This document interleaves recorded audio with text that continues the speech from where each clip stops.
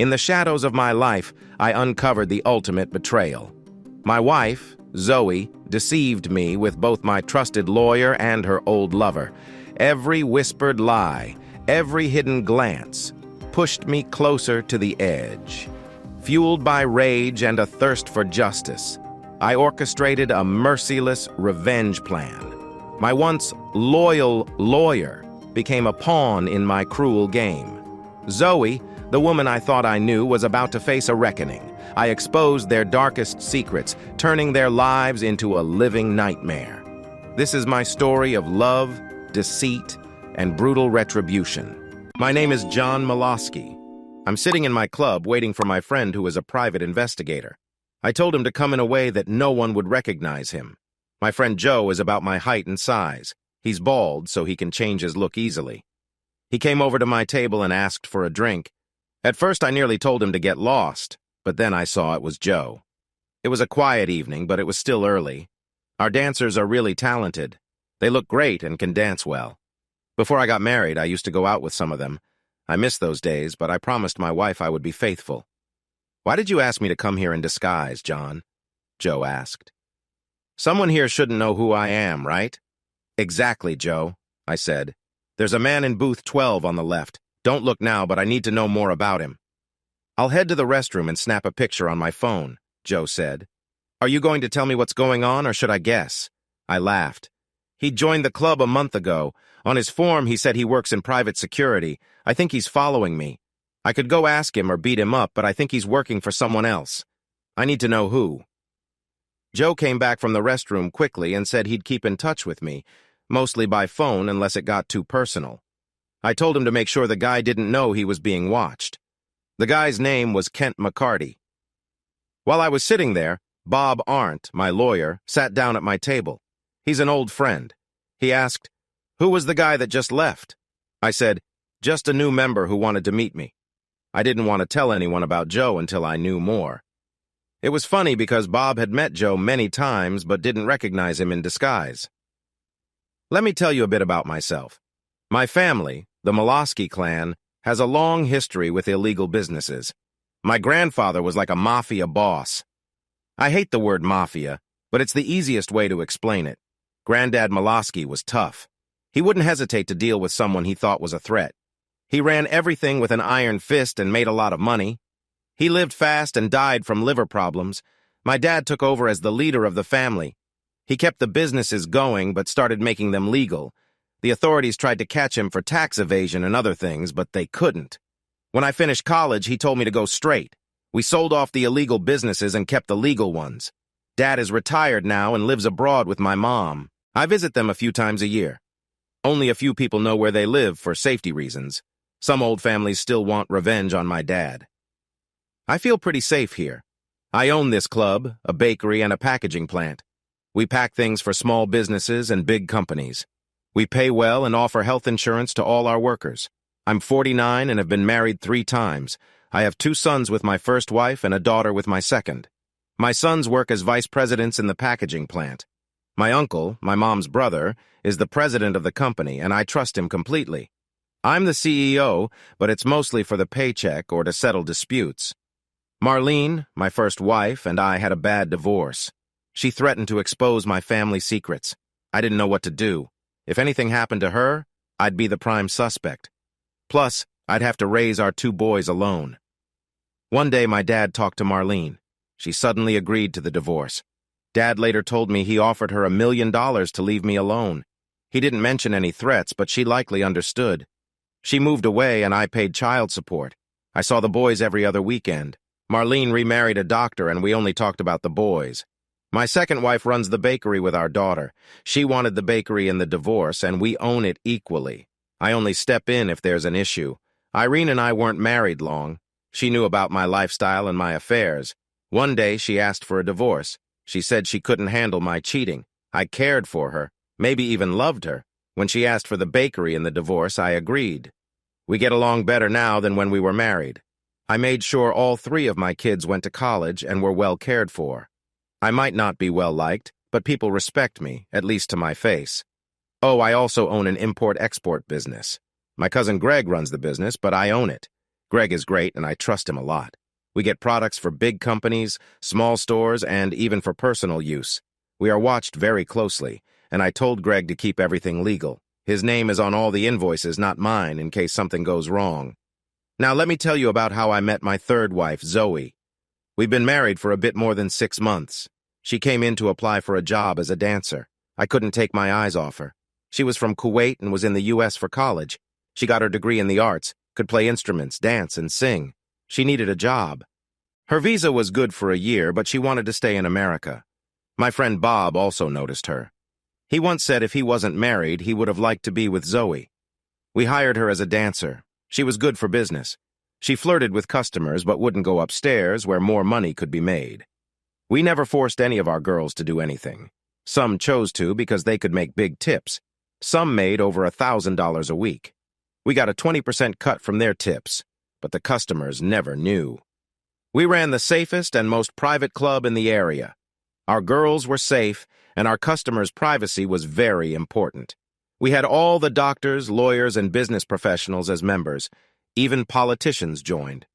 Back to Zoe, when she wasn't dancing, she was at my table. She had olive skin and a mysterious look. She was thin but had a nice figure. She danced like a belly dancer and made everyone watch her. I talked with her often about her past. Her parents died in conflicts in the Middle East. She had brothers and other family in Kuwait. She was special. I had relationships with many girls but never forced them and always paid them.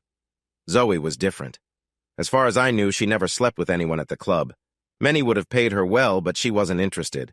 I joked with her about maybe liking women. She said she did try it in college, but just for fun. She liked older men because they treated her better. One day, Zoe told me she would be with me if I asked her. She didn't want money, but wanted to be loved. I was surprised. She was much younger than me, but she didn't just want sex. She wanted love.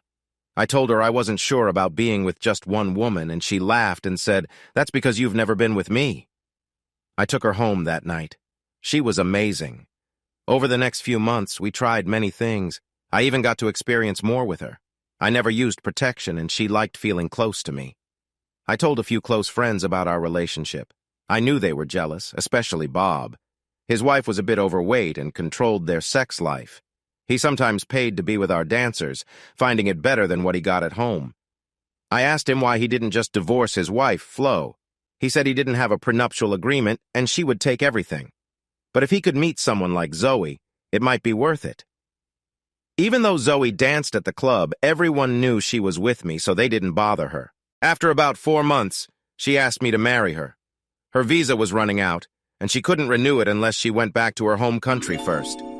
She told me she loved me and would be a good wife. I had a problem. I loved being with her, and I would miss her. I guess I loved her in my own way. I talked to my accountant and lawyer, Bob. We decided on a prenuptial agreement. Bob handled everything. Zoe was very happy. She could stay in the USA and work on becoming a citizen. I figured this was why she wanted to get married. She agreed to the prenuptial, but asked if I would stay faithful to her after we married. I told her I was ready to be with one woman forever as long as she was truthful with me. If she ever wanted to leave the marriage, I would let her go. But if she cheated, she would get nothing from me. Life was really good for me. Zoe stopped dancing at the club after a while. I was tired of other men seeing her almost naked. Funny how I didn't mind before we got married. She started taking classes to become a citizen and joined the community orchestra. She played various string instruments, including the violin. We talked a few times each day, but I was often busy with my businesses and didn't always get home early. She stayed busy too. She even joined a gym. I was a member as well, but hardly went. We were intimate often. She never turned me down. I took her to many plays and events in the community. I knew some men were jealous of me, and I liked that. About a month ago, Zoe became a U.S. citizen. We had a party at the club for her. She danced with many of my friends, which almost made me jealous. But when we got home, she made it up to me. I wanted our time together to last longer that night. Joe called and said he needed to see me. He found out that Kent McCarty was a private investigator. He had been following Kent and saw that Kent had been following me the last 2 days. Kent would leave once I got home. I went out the back door of the club. Kent was still inside. Joe and I left in his car. "John, I don't know who he's working for, but we need to plant a few bugs. He knows when you're home or away. He might have planted bugs somewhere around you. Is your wife home now? Joe asked. No, she's at band practice and then going to exercise class, I replied. Let's check your apartment for bugs. We have to be quiet until we find them. We should also check your cell phone and car. How could he have planted bugs around me without me knowing? Maybe he hasn't, but we need to make sure he's finding out where you are somehow. We went to my apartment and Joe used his bug finder. He found a bug in the office phone and the kitchen phone. It upset me to know someone had planted them. Joe said we should leave the bugs in place so Kent wouldn't know we found them. Joe then planted his own bugs, one in the office, one in my bedroom, and one in the kitchen near the phone. John, these bugs are much stronger than the phone bugs. We'll know if anyone comes or goes from the apartment. They will pick up any noise above a whisper in the rooms they're in, Joe explained. I don't want anyone knowing my personal business or what I do in my bedroom, I said. Joe laughed. These are voice-activated recorders. They can record sounds for up to 6 hours. You'll be the only one to hear them unless you want me to listen to something specific. The recorder will be in the closet in your office. Just change the discs each day if they're full. We went back to the club. When I got there, Kent was gone. Joe and I checked my car, and he found a bug under the right wheel well. It was a type that connected to a GPS to track the car's location. Joe checked my cell phone and said it was free of bugs. It started to bother me. Someone wanted to know where I was all the time. I began to wonder if Zoe was involved since the bugs were in our apartment and only she knew the codes to get in. I thought things were too good to be true. Now, I had to watch Zoe. When she came home, everything seemed normal. She took a quick shower, and we were intimate, just like always. She was even louder than usual. The next morning after she left, I had a good laugh knowing our intimate moment was on tape. I hadn't thought about it while we were together. For the next few days, I checked the tapes at home. Other than our usual talks and being intimate, nothing seemed off. Joe and I met, and he told me he had been following Kent and told me everywhere Kent had been. I was getting mad and wanted to talk to Kent to stop the nonsense. John, I found out some news you won't like. Kent was in the military stationed in Kuwait. It could be a coincidence, or he might know Zoe. Damn it! So why doesn't she just leave me if they know each other? She's got her citizenship now. We don't know if they know each other, and we need to find out why bugs are being planted. John, can you leave town on business for a couple of days? I want to see if Kent follows you or stays here. It might tell us something, Joe suggested. Sure, there's an import business Greg wanted me to visit. They want to work with us. I'll leave on Thursday and return on Saturday. Will this help? Hopefully, it will bring out the truth. Make sure you use your home phone when you call Greg. We want whoever is doing this to know you'll be gone, and make sure to change the discs on our bugs. I did what Joe suggested. I also asked Zoe if she wanted to come with me, but she said she had a concert Friday night. I told her I'd be home on Saturday and expected some intimate time when I returned. She smiled and said, I'll be here waiting for you. I hoped she wasn't involved, but there were still many questions. I used the office phone and let Greg know I would pick him up. I called my secretary, Susan, who told me I had a room booked at the Holiday Inn. I've known Susan most of my life, and she's one of the few people I truly trust. I stopped by the club to let Bob know I'd be away for a couple of days. I also told the club manager, reminding them they could always reach me on my cell phone. I was finishing my drink when Bob asked to use my cell phone because he left his in the car. I handed him my phone and he walked away to make a call. He was gone for a few minutes. When he came back, I noticed Kent hadn't followed me into the club today, which seemed strange. Bob returned my phone, and then I went to pick up my cousin Greg. It was nice spending time with an old friend. I let Greg drive my Lexus since I'm not that into driving. I thought I'd call Joe to let him know we were on our way, but I couldn't find my phone. Where the heck was it? What's wrong? Greg asked. I can't find my cell phone. Last time I used it was at your office when I left Zoe a message. I think I left it on your desk. Don't worry about it. My secretary will find it and put it in the drawer till we get back. We'll stop at a drugstore for a cheap phone you can use until then. That's what we did. I called Joe to let him know we left. I also left a message for Zoe with my temporary number. Lastly, I called the club and told Brad the new number so people could reach me if needed. We spent Thursday night in New York, hanging out at a lounge and having dinner. Greg found a couple of women to talk to. I thought about chatting with someone too, since we were far from home and no one knew us there. As we bought drinks for the ladies, my new phone rang. It was Joe. "John, just letting you know I followed Kent. He was at the gym and came out with Zoe." "Darn it," I said. "Where did they go?" He followed her to the apartment but didn't go in. They chatted outside for a few minutes. I heard him say he'd see her Friday. Oddly, he mentioned he's going to New York. "Isn't that where you are?" "Yes, I'll watch out for him. Maybe he's trying to find out if I'm up to something. I can't believe Zoe would hire someone to follow me." "John, should I keep an eye on Kent or stay here and watch Zoe?" Something feels off. Keep an eye on Zoe. Call me if anything strange happens. Meanwhile, I'll watch out for Kent. I've about had it with him. Greg and I took the women out for dinner. I told him to take them to his room, and I'd see him later. While he left with the women, I sat in a booth and watched the crowd. I thought I saw a man who didn't fit in. He wore a hat and had a beard. It might have been Kent, but I wasn't sure. My phone rang again, and it was Joe. "Yeah, Joe. What's up?" "You said to call if anything strange happened. I saw Bob, your lawyer, go into your apartment building. He was let in. Do you know if he knows anyone else in your building?" "No, and he knows I'm not there. He must have wanted to see Zoe for some reason. I'll call her and find out. Stay there and let me know how long he stays." "Okay, but if you need me to go up, just say so." "Thanks, Joe, but Bob wouldn't harm Zoe." Then it hit me how much Bob liked Zoe. Surely she wasn't having an affair with him. When I called the apartment, I got the answering machine. I left Zoe a message saying I missed her. I ordered another drink, and soon my phone rang again. It was Joe. "John, Bob left. He stayed for about an hour. Need anything else?" "No, I called there and told Zoe to call me back.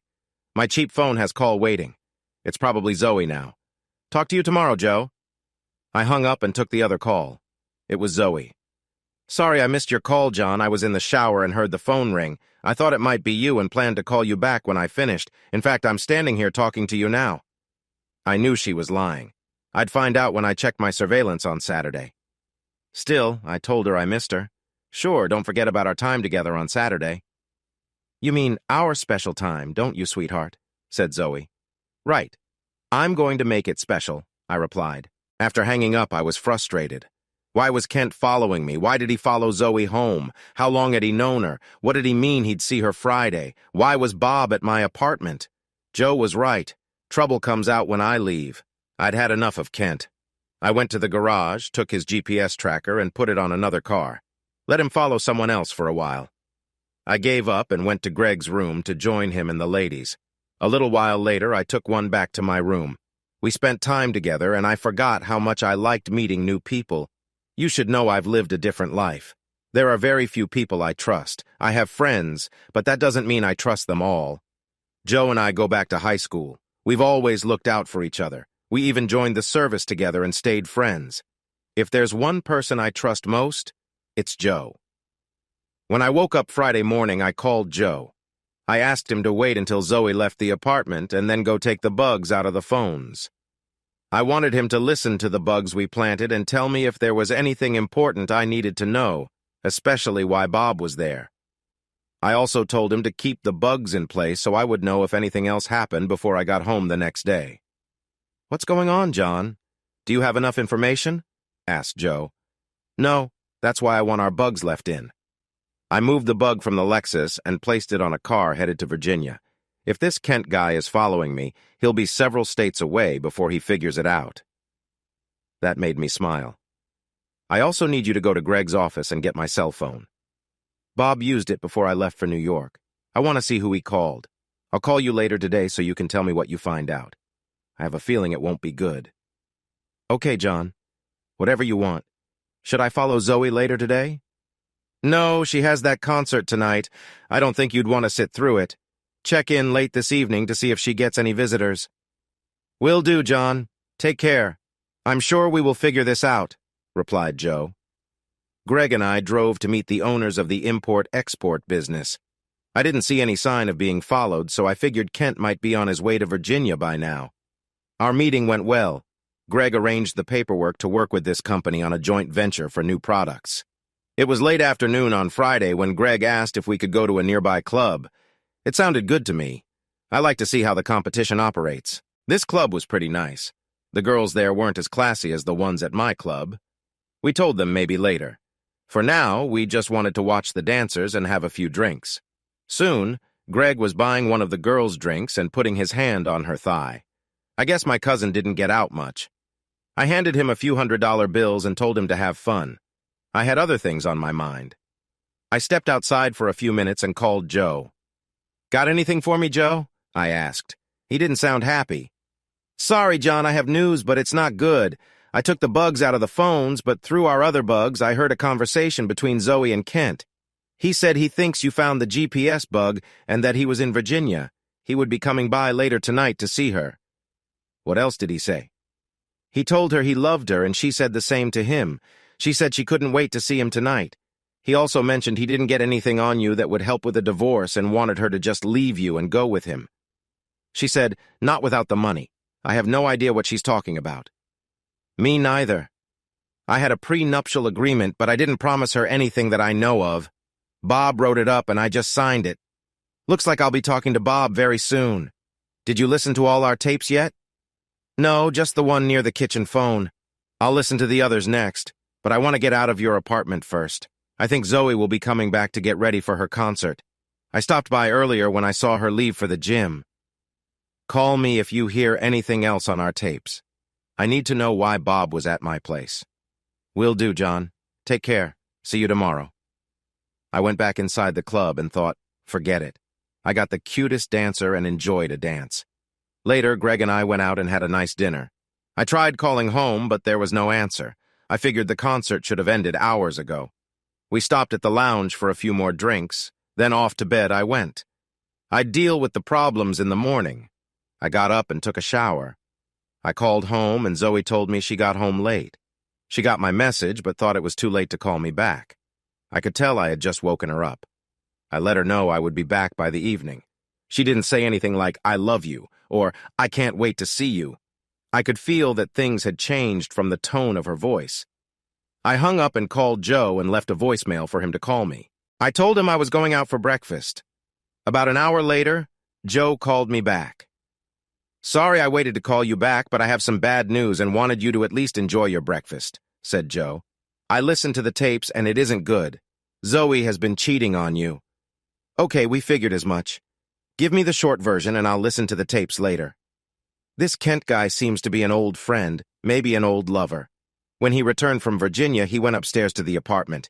He spent the night and left a few minutes ago. He'll pay for messing with my wife. What about Bob? Why was he there the other day?" I asked. "You're not going to like this, John, but he was involved with her too." "What? Bob was involved with Zoe? Why would she get involved with him?" I asked. "I'm not sure exactly. It has something to do with changing your prenup so she gets money if she divorces you. As far as I can tell from the little bit of conversation I heard, she gets $1 million if you're caught cheating. Bob's payment was her cooperation." "This is unbelievable. Bob was trying to set me up just to get what he wanted. He'll pay for this. Thanks, Joe. I'll talk with you later." Now my day was ruined. I've dealt with stuff like this before, but this felt very personal. How do I get back at them all? Greg came down and saw that I was upset. "What's wrong, John? Anything I can do?" asked Greg.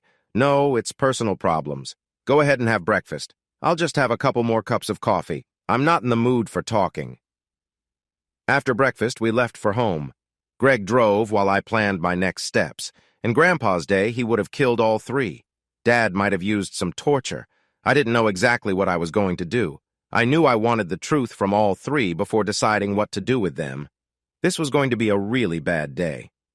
I met Joe as soon as I got back to town. We met at the club and went back to the office to talk. Joe had our discs. We fast-forwarded through some conversations and activities. Joe gave me my phone and told me that the call Bob made before I went to New York was to my apartment. He was setting up a meeting with Zoe. After listening to the tapes, I called Bob and told him I needed to see him at the club. I wanted to hear from him why he cheated with my wife. I met Bob at the bar sitting with Joe. I asked him to come to the office and asked Joe to join us as well. "What's up, John? How was New York?" asked Bob. I didn't answer. First, I played the recording where we heard his talk with Zoe, telling her he would come over soon. I stared at Bob, not saying anything.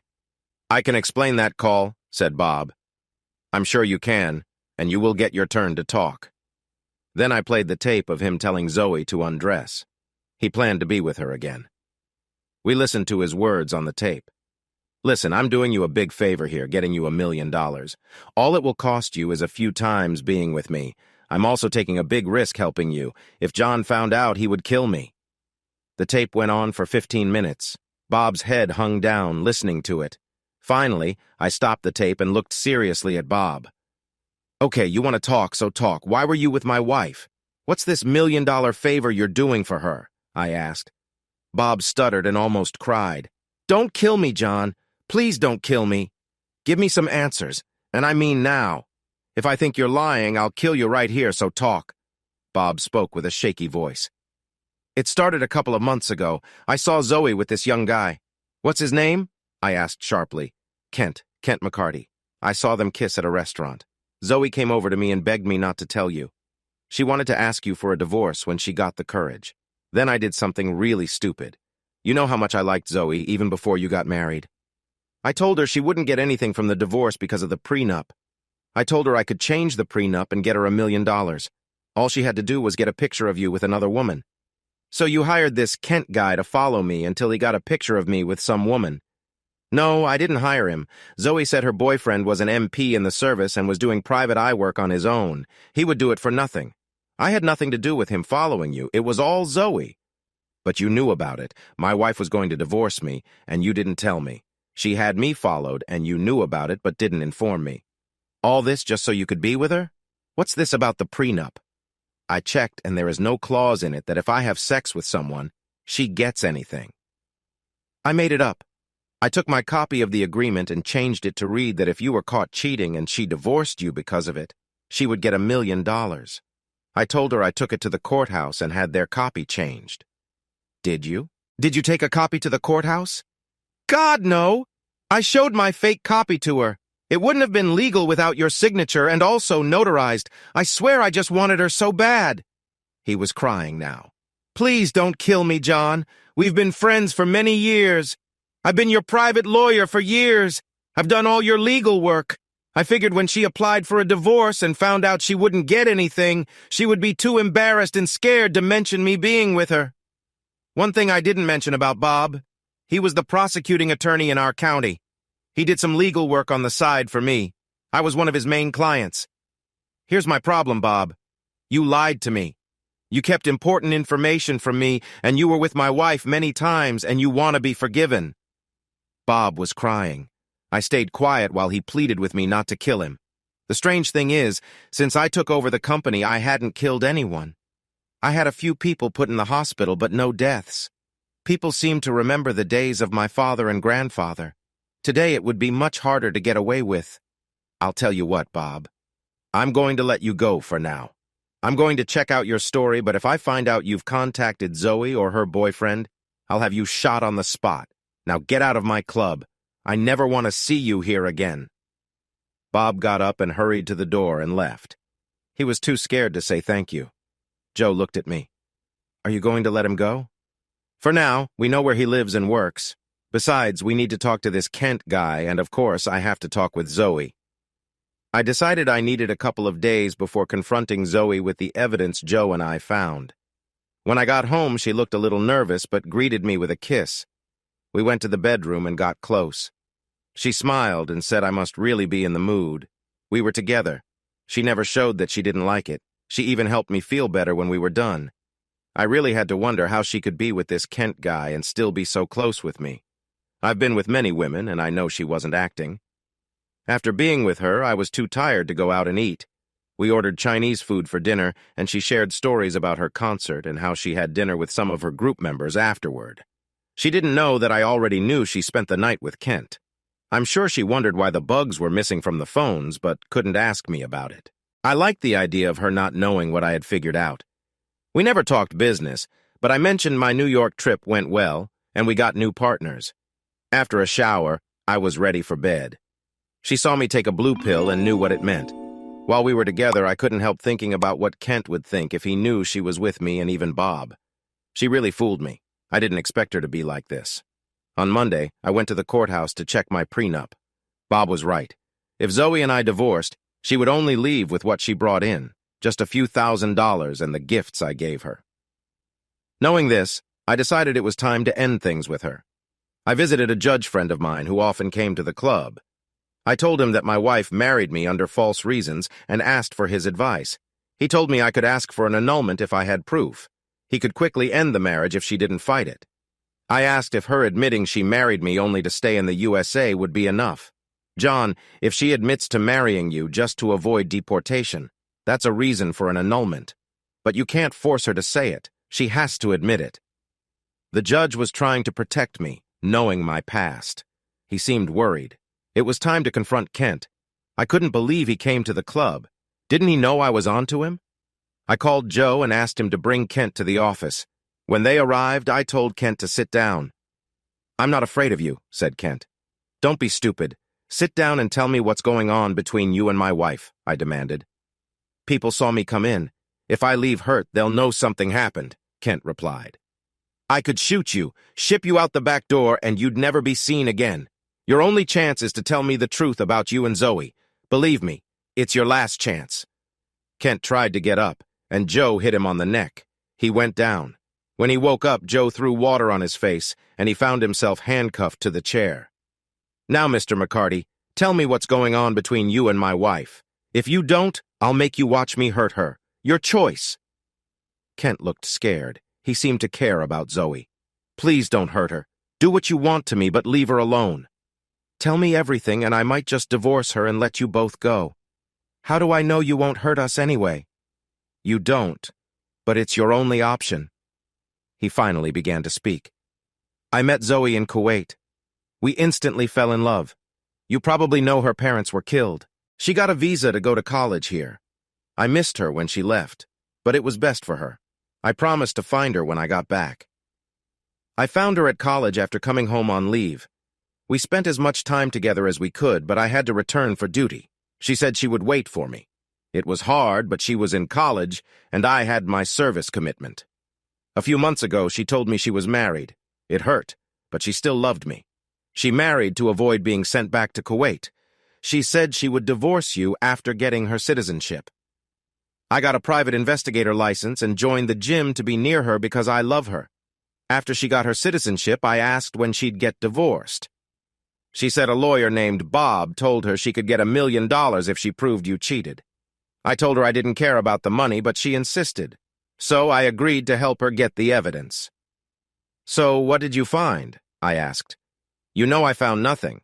You discovered the GPS bug and sent me on wild chases. You also removed the phone bugs. How did you know?"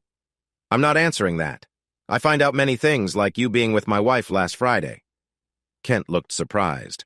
"So, are you going to have me killed now?" asked Kent. "You watch too many movies. Actually, I'm letting you go. I know where you live and work. I'm going home to talk to Zoe." "Don't hurt her or I'll—" "You won't do anything. If Zoe tells me the truth and loves you, I might let her go, but she'll only leave with the clothes on her back. I might need a couple of favors from her." "What kind of favors?" asked Kent. "None of your business. But you might see her then. If you contact her before I talk to her, her life is in danger. Understood?" "You won't hurt her." I said, "Is that understood?" "Yes. When can I talk to her?" "I'll let her call you if she wants to after I talk to her. If you contact her before then, you'll deal with the consequences. Joe, uncuff him and let him go. He has a lot to think about." Kent left the office. Joe asked me if letting him go was the right move. He knows Zoe's life is at stake. He'll wait a few days to see what happens. I need to go home and talk to Zoe. I'll call you tomorrow with an update. Things were about to get intense. I was going home to confront my unfaithful wife, Zoe. I needed to hear her story and decide what to do next. As the head of the family, my decisions had to keep our name strong. When I got home, Zoe was already there. I asked why she was home early. She usually stays at the gym longer. She said she didn't feel like exercising and came back early. "Zoe, we need to talk. Sit in the living room. I'll be right back." She looked nervous as she went to the living room. "I came back with some recordings." "What are those?" Zoe asked. "Zoe, someone broke into our apartment and bugged our phones. Before removing the bugs, I planted my own listening devices to find out who did it." Zoe looked scared. "Is there anything you want to tell me before we listen to these tapes?"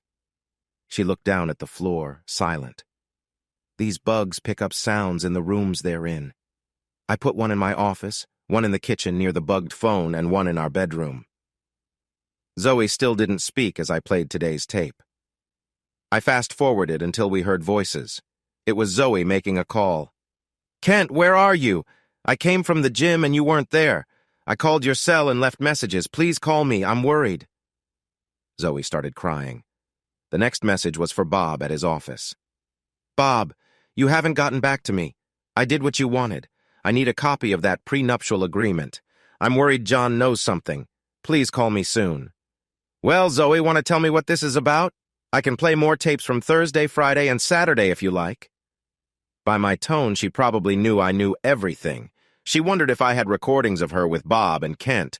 Before she started talking, I told her I had recordings of us on Saturday. "You didn't hurt Kent, did you?" she asked first. I laughed.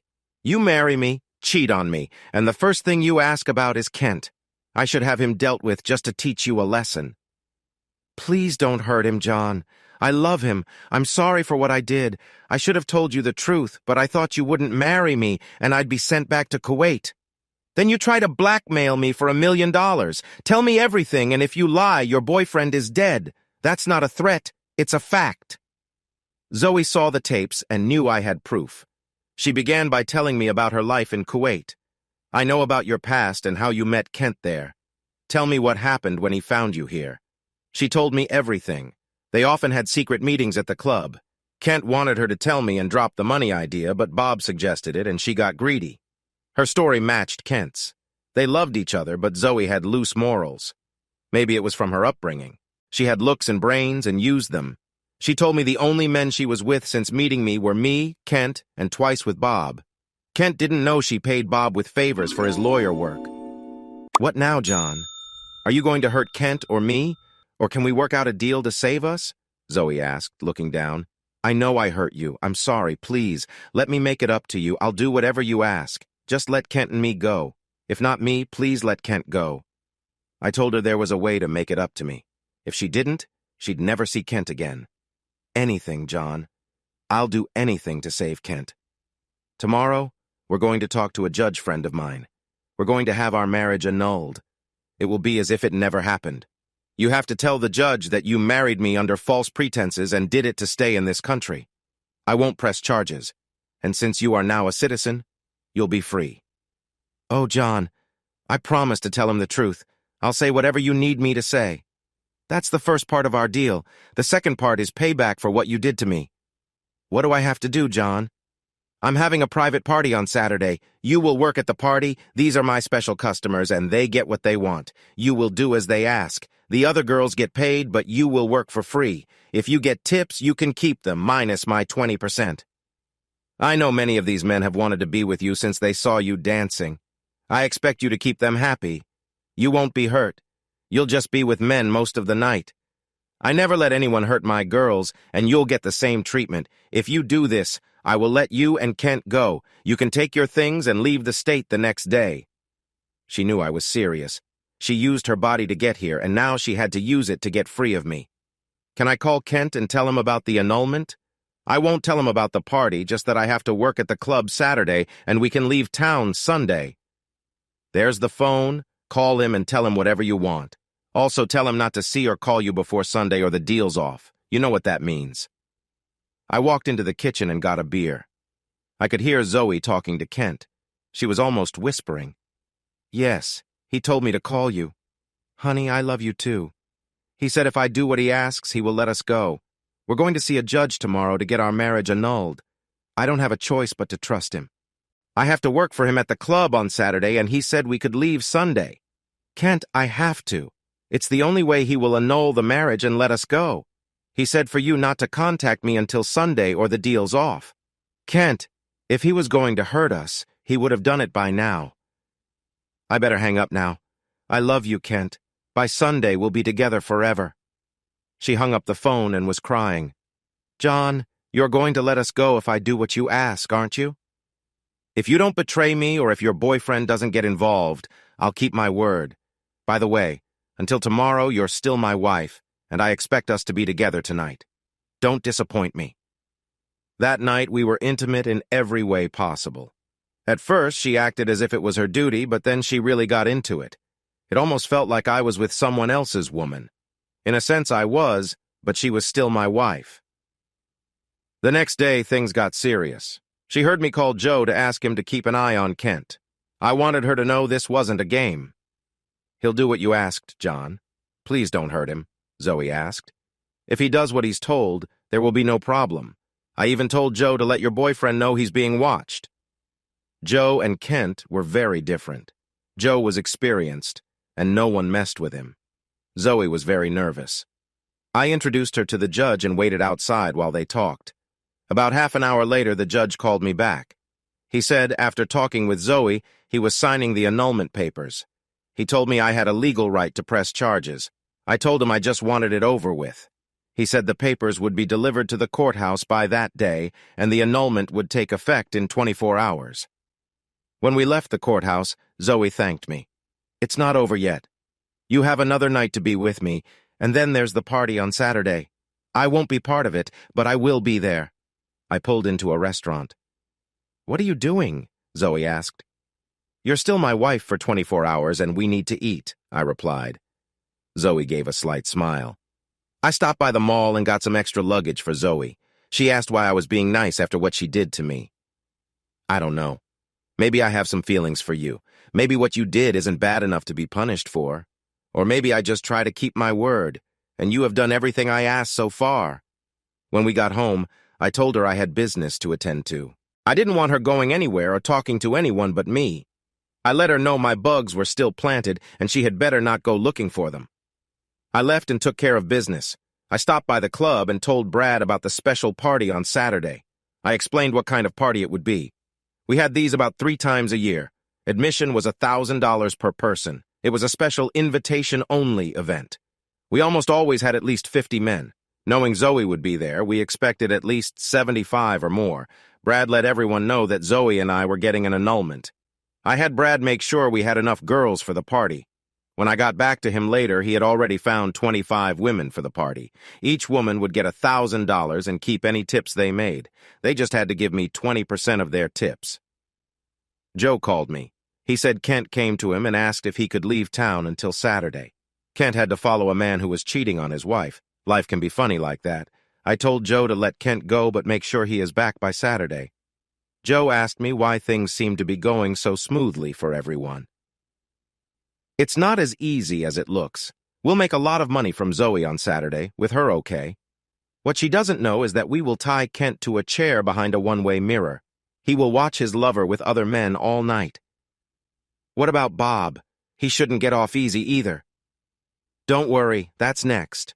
I wanted to handle other issues first.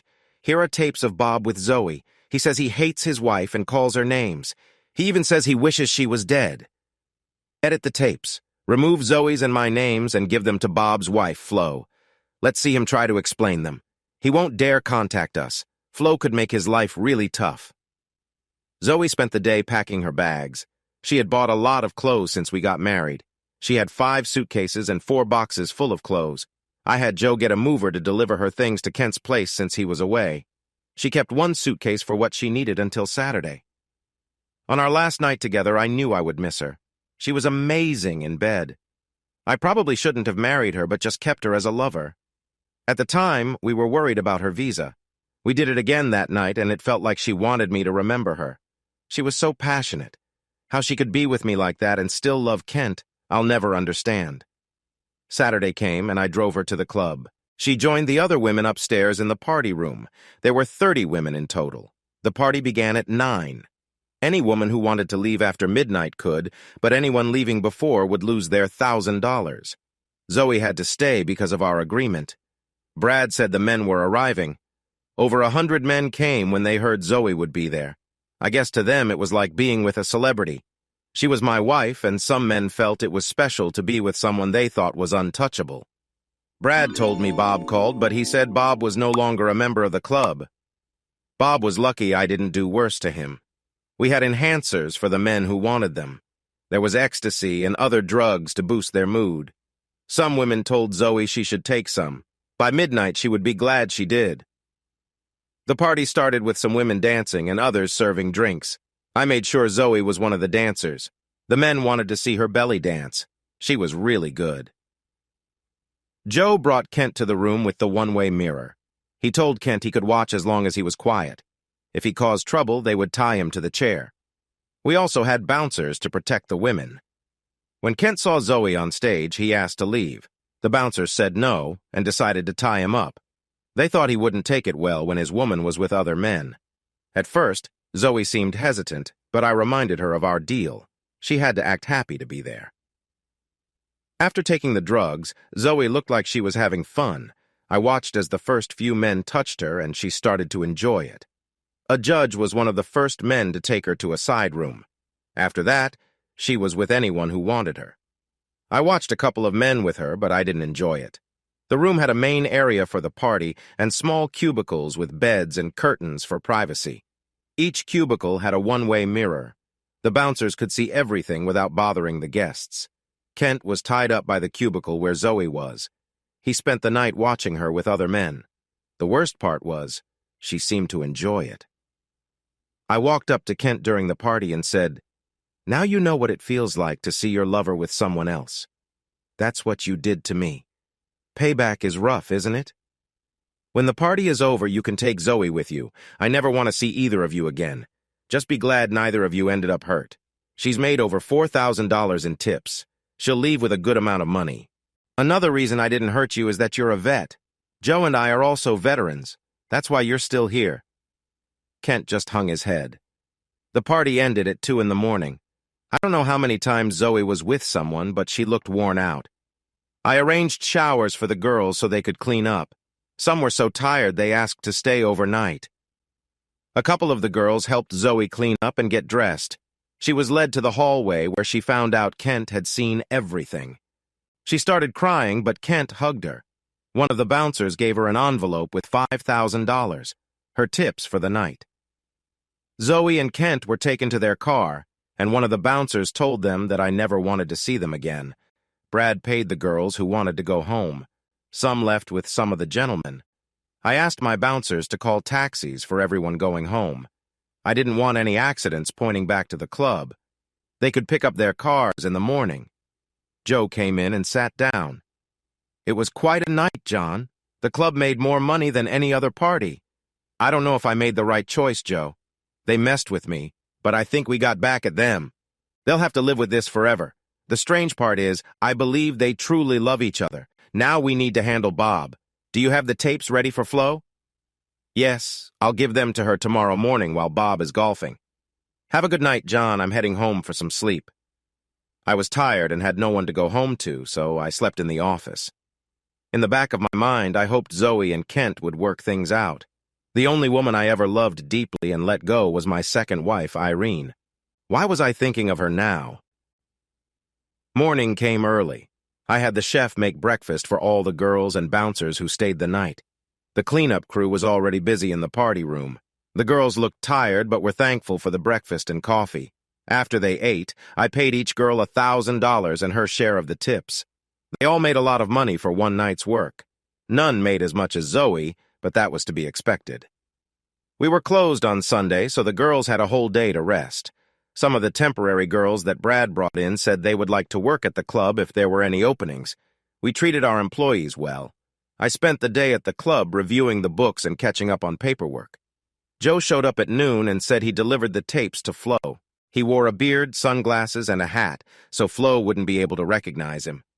"John, she's not a bad-looking woman. She's not thin, but she's far from fat. What's wrong with Bob? She's a good-looking woman." "What? Do you like Flo?" I asked. "No, I'm just saying. For a woman in her 40s, she looks pretty good. I get tired of all the young girls. Sure, they're fun, but we don't have much in common with them." "Now, Flo is the kind of woman I'd like to take out sometime," laughed Joe after realizing what he had said. Joe and I were sitting back at the club watching a football game when the phone rang. I wondered why anyone would call here on Sunday, but I answered anyway. It was a woman, almost crying. "John, I killed him. I took his gun and shot him 6 times. What am I going to do? Please help me." It took me a moment, but I finally recognized the voice. It was Flo. "Flo, what did you do? Did you shoot Bob? Calm down and tell me what happened." A man with a beard and sunglasses dropped off some tapes and told me to listen to them. I did, and it was Bob cheating on me. He was with another woman and said he wished I was dead. He called me awful names. So what happened? I asked him about it when he came home from golfing, and he laughed at me and said it was all true. I couldn't take it and kept shooting him until I ran out of bullets. He's lying here dead on the Persian rug. Can you help me, John? I don't want to go to jail. Calm down, Flo. What were your plans for today? My sister Sue and I were going to the movies, but now I'll be going to jail for killing this jerk. First, Flo, you need to calm down. I'll help you, but you have to get a hold of yourself. Can you do that? Yes, but I have Bob's dead body on my floor. Should I call the police? No, don't call anyone. Go to your sister's and go to the movie. Tell your sister that Bob is staying home because you have a carpet cleaning company coming by today. I don't understand, replied Flo. Flo, this is going to cost you some money. Do you have $10,000 in cash at home? Yes, in the safe. Take $10,000 and put it in a large envelope. Put it on the end table. Then write a check for $250. Make it out to Ray's carpet cleaning. Later, I'll need $1,000 for another Persian rug, but we'll handle that later. Are you coming here, John? Asked Flo. No, I can't be seen there. I'll send a crew to clean up the mess. The money is their payment. The check is to actually clean your carpet. Now don't say anything to anyone. Go to the movies with your sister. Stay away for at least 6 hours. Can you do that? Yes, but what do I say about Bob? She groaned. We'll go over that later. As far as you know, he came back from playing golf and was there while the carpet cleaners were there. Got it? You have to stick with this story. Your life depends on it. I'm calming down now, John. Thank you. I'll call you as soon as I get home in about 6 hours. Good, and call me on your cell phone. Wait, stop and get one of those cheap phones so your calls can't be traced. Thank you, John, she said before hanging up. What happened? Asked Joe. Bob came home from golfing and he and Flo got into a fight and she killed him. Wow, sounds like my kind of woman. Do you want me to handle this, John? Sure. Call Ray's carpet cleaning and explain what needs to be cleaned. His payment is on the end table. Make sure they remove the Persian rug and clean any blood on the bare floor. Have them stop by my cousin's import store to pick up a used Persian rug to replace the old one. Make sure it's used, and they clean it before bringing it over. Joe took care of the calls and everything else. When Flo called me from home, she said the place looked great. The new rug even looked like her old one. She asked what to do next. I gave her Joe's number and told her he would handle things from here. I spoke with Joe after he met Flo. He didn't go to her house. Instead, they met at a diner about 30 miles away. Here's what he told her. Flo, from now on, you have to act worried that your husband is missing. Call the police and tell them about going to the movies with your sister and going out to eat, just like you did. Stay as close to the truth as you can. It's easier to remember. Tell them your husband came home from playing golf and was angry because he had to stay home for the carpet cleaners. They will take it from there. You can say you left a check for Bob to give them. After that, you know nothing and we won't tell you anything. The less you know, the better. The police will say you can't file a missing person report for 24 hours. Make sure you call them back as soon as the 24 hours are up. You must show concern about where he is. Eventually his body will be found, and you will be a suspect because spouses always are. You have an airtight alibi. Don't mess it up. Tell them everything you know about his business dealings. You can even say you thought he might be having an affair, but you don't have any proof. Give me the tapes the stranger gave you, and I'll destroy them. From now on, we can't have any contact except through the track phone you bought. Once his body is found, you will be watched. John told me you have a daughter from a previous marriage. Ask her to come stay with you, but do not tell her anything. Invite your sister over as well. You don't want to be alone. If the neighbors are questioned, they will probably verify seeing Bob coming home from golf in the cleaning van. What happened to Bob's car? Won't they ask about it? Asked Flo. Yes, they will, but you weren't there when Bob left in it, so you don't know. We aren't telling you anything because the less you know, the better. This will end up being an unsolved crime. It will be tough for the first couple of months. After all, he was the county prosecutor. Will I ever see you again? You've been so helpful, Flo said in a gentle voice. I hope so, but it won't be for a while. I'm here to talk to you anytime. You have my number, but make sure you use the track phone. Flo did as Joe asked. She called the police and reported Bob missing.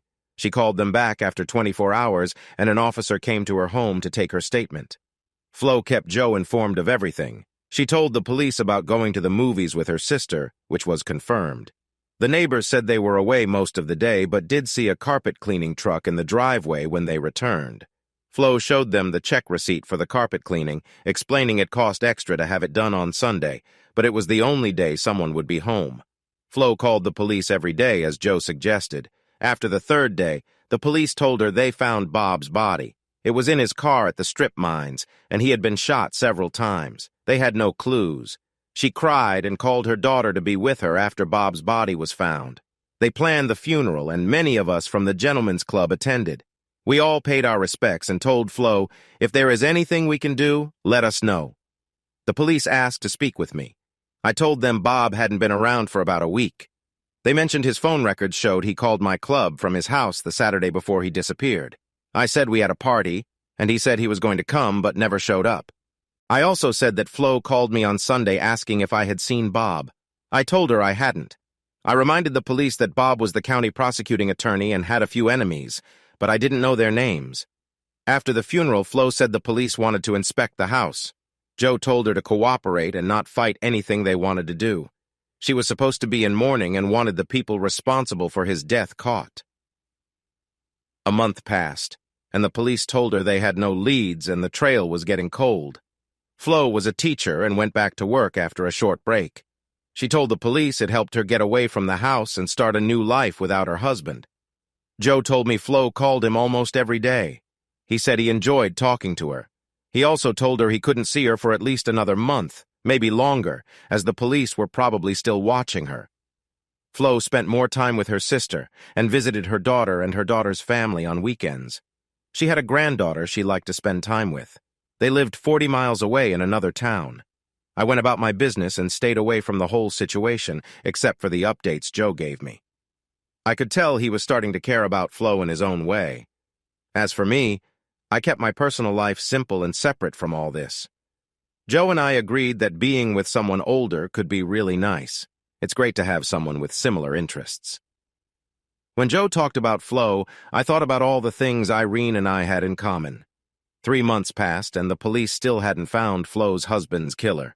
Flo decided to go out with some friends from school. It was Joe's idea. He wanted to date her, but suggested she date a few other men first. He thought the police might watch her first few dates. Flo went to a teacher's birthday party. She danced with some men, a few of them divorced. She went on a few dates with them, mostly dinner and a movie. She told Joe that she kissed them goodnight but didn't let it go any further. One day, she called my office on her cell phone. "John, I think you know I'm friends with Joe. He tells me you two are very close. Is that true?" "Yes, it's true. If anything happened to me, Joe would run my businesses. I trust him that much. What's up with Flo?" "I want to go out with him. Can you arrange it? We both want to, but we don't hang out in the same places." I laughed. "Flo, call your sister and ask her to lunch tomorrow at the Olive Garden. I'll go there for lunch with Joe and introduce you. Let's say around noon. It shouldn't be too busy on a Saturday. And don't tell Joe. I want it to be a surprise. Invite us to sit with you when you see us." I called Joe and asked him to lunch. I told him I wanted him to meet someone. He asked if he should be in disguise, and I said no, just be himself. "John, I hope this isn't a woman. You know how I feel about blind dates." "It's not a blind date, but it is a woman who asked to meet you. That's all I'll say. See you tomorrow." Joe picked me up and we drove to the Olive Garden. I smiled as we parked. "Is this some kind of joke, John?" Joe asked. "No, it's real. This woman asked me to introduce her to you. She didn't know any other way to meet you. I promise, Joe, I'm telling the truth." I laughed as we got out of the car. "It's not like you to do this, John. What's the catch?" "No catch. Let's just have lunch. No commitments, just friends having lunch." We walked in, and as we waited to be seated, I spotted Flo and her sister. Joe hadn't noticed them yet. "There she is. Joe, come meet my friend. She recently lost her husband." Joe looked over and saw Flo. I spoke first. I knew Flo's sister and had seen her at the funeral. Flo, it's nice to see you out and about. I said hi to Sue and then introduced Joe to both of them. Nice to see you again, Flo. You might not remember me from your husband's funeral. You have my deepest sympathy, Joe said. We should get back in line to be seated. It was nice seeing you again, Flo. And Sue, always a pleasure, I said. John, why don't you and your friend join us? Sue won't mind, do you, Sue? Flo asked. It would be nice to have some male company. Of course I don't mind, Sue said. I had known Sue and her husband for years. They were happily married with 2 teens. We were friends, but didn't hang out much. I waved to the waitress and told her we were joining the ladies and to put it all on one bill. The waitress set down place settings for Joe and me. Joe quickly sat next to Flo, and I sat next to Sue. You don't have to pay for our lunch, Sue said. I insist. We're all friends here, I replied. Before long, we were all talking about old times. Flo and Joe acted like new friends. We had a nice lunch, and I picked up the tab. Both Sue and Flo thanked me. Joe looked at Flo. It was really nice meeting you again. If it's not too forward, I'd like to see you again. Sue wrote her phone number on a napkin. That would be nice. I'm trying to get my life back on track. If you're a friend of John's, you're a friend of mine. We walked the ladies to their car and then headed back to Joe's vehicle. Joe thanked me all the way home. He needed a way to start a relationship with Flo, and I made it happen. On Sunday, I decided to visit my daughter and my ex-wife, Irene. I knocked on the door, and Sammy answered it. I always liked boys' names for girls, so Irene named our daughter Samantha. I call her Sam or Sammy. Dad, what are you doing here? Sam said with a smile. I just came to see my 2 favorite women and wondered if they'd like to go out for dinner and maybe a movie. Come on in, Dad. Mom's in the kitchen. I'll let her know you're here. I sat down and Irene came into the room. Why did I ever let her go? I still had strong feelings for her. John, you're looking well. Sammy said you want to take us out for dinner. What brought that on? Irene asked. You want the truth? You won't believe it, but I miss you 2. You know I had my last marriage annulled. Since then, I've been alone a lot and have done a lot of thinking. Can I stop by once in a while and maybe we can go out sometimes? Irene was one woman who could read my thoughts. Maybe because we liked so many of the same things. I hate to say we think alike because I hope she doesn't think like me. Darn, you're serious, aren't you? What's wrong, John? You seem different. I think I'm growing up. I miss spending time with someone I can have deep talks with, listening to music and dancing to older songs. Okay, how about we have dinner and we'll let Sam pick the movie? There are a few she wants to see, but we've been busy at the bakery. I also wanted to talk to you about hiring more people so Sam and I can get some time off. Irene, I know I'm a partner, but you don't need my okay to hire anyone or make changes. I stayed a partner so I could have a reason to see you. I know I can see Sammy, but I want to see you too now and then. Wow, you're really in a mood, said Irene. No, I feel great. I just like being close to someone I care about. It's been too long, so let's go find a good restaurant. Dad, can we try the new Japanese place that just opened? They cook the food right at your table. After dinner, we went to see a movie. I sat next to Irene and we all shared a big bowl of popcorn. Irene held it because she was in the middle. I had a wonderful time. When we got back to the house, Irene asked if we could talk a bit about business. She said we needed to replace one of the ovens and wanted to get a bigger one. I just smiled. Irene, get whatever you need. If the business doesn't have the money, call me. John, you haven't even picked up your last 3 months' checks. You used to have Bob pick them up, but since he died, no one has done it. Honey, keep them and use them for the new ovens and to help pay for new employees. Just keep me updated on how the business is doing. By the way, would you like to have a barbecue next weekend? I'll do the grilling. Sure, John. Come by around noon. You'll get to meet Sammy's new boyfriend. You'll like him. He's a bakery chef, and Sammy wants us to hire him so you can make a decision. Irene smiled after she said that. Sam's had many boyfriends, but this one seems serious. It's been over a year since Bob died. Joe and Flo are getting married next month. Irene is my date for the wedding, and I'm the best man. The police said Bob's murder is now a cold case. They haven't found any clues about who did it. Sammy got her wish and hired her boyfriend. They're getting married in 6 months. We never heard from Zoey or Kent again. Someone at the club said they moved out west. For some reason, I hope they're doing well. That leaves me and Irene. She won't marry me, at least not now.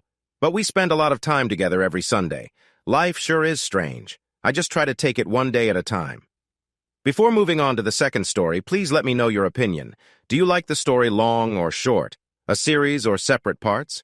The comments section is always welcome, and don't forget to let me know which of these two stories you like better. Story 2. Nothing good ever happens when you're somewhere you shouldn't be. It wasn't my fault. I was sitting at a stoplight when a guy pulled up next to me. He waved for me to roll down my window. "You've got a low tire," he said. I thanked him and pulled into the Walmart parking lot on the right. I got out and looked. Oh no, I could see a screw in the tire, slowly letting air out. Great. Now what? I decided to go in and get a can of that tire sealant stuff. When I came back, I took the screw out. Big mistake. Now air was really rushing out. I screwed it back in and got some air at the gas station in the parking lot. I was only 15 miles from home, and I planned to check it a few times. If it got too low, I'd use the sealant. There was a convenience store about 5 miles from home, and I could see the tire getting low. I pulled in, but they didn't have air. Time to test the sealant. I put it in, and some green stuff came out, but the air stopped leaking. I was just about to get back in my car when a big pickup truck pulled in. It was one of those giant ones with huge tires that sit up high. The door opened, and a tall blonde guy got out. He was wearing cowboy boots and a big belt buckle. I laughed a bit, but stopped halfway. The passenger door opened, and a lovely woman with dark hair hopped out. I knew her. It was Rachel, the woman I'd been married to for the last 18 years. What the heck? I was parked on the side, and they didn't even notice my car. It was the company car, a small, box-shaped one, and not very noticeable, I guess. They were holding hands as they went into the store, and she was laughing up at him. I felt like someone had punched me in the stomach. I couldn't breathe or move. All I could do was stand there. Now I remembered where I'd seen him before. He worked at the same place Rachel did. She was the office manager for a mental health clinic, and he was one of the caseworkers. I'd seen the truck at their building. The question was, what was Rachel doing with him? I couldn't think of his name. Finally, it came to me. Jerry Garner. The question was, why wasn't Rachel at work? I was going to find out. I got back in the car and waited. When they came out of the store with coffee cups, he helped her in. They drove off, and I followed at a safe distance. They drove to our house, and he pulled into the garage. The door came down, and I couldn't see anymore. I sat there for 30 minutes, but I got nervous about the tire. I kept checking it, but it didn't seem to be going flat. After 2 hours, the garage door opened, and they drove back past me. I held a folder up to hide my face, but I don't think they would have noticed me anyway. She was sitting very close to him, both too busy looking at each other to notice anything else. Rachel didn't finish work until 5, and it was only 2:30. I had plenty of time. First, I needed to see what I could find inside. I had to pick up Toby at 4, and I had no idea what I was going to tell her. Toby was my 15-year-old daughter. I wasn't sure what I would find inside, but maybe I'd get some answers. When I went inside, everything was quiet. I heard the drip of the faucet I meant to fix in Toby's bathroom. That was the only sound besides the soft hum of the air conditioner. I looked around but saw nothing unusual. I checked upstairs. The bed had fresh sheets. My heart sank like a stone. I leaned against the wall and slid to the floor. I felt numb. There seemed to be only one clear answer. I must have sat there for 30 minutes, unable to think straight. My thoughts made no sense, and I felt dazed. My stomach began to feel queasy, so I got up and opened a Sprite.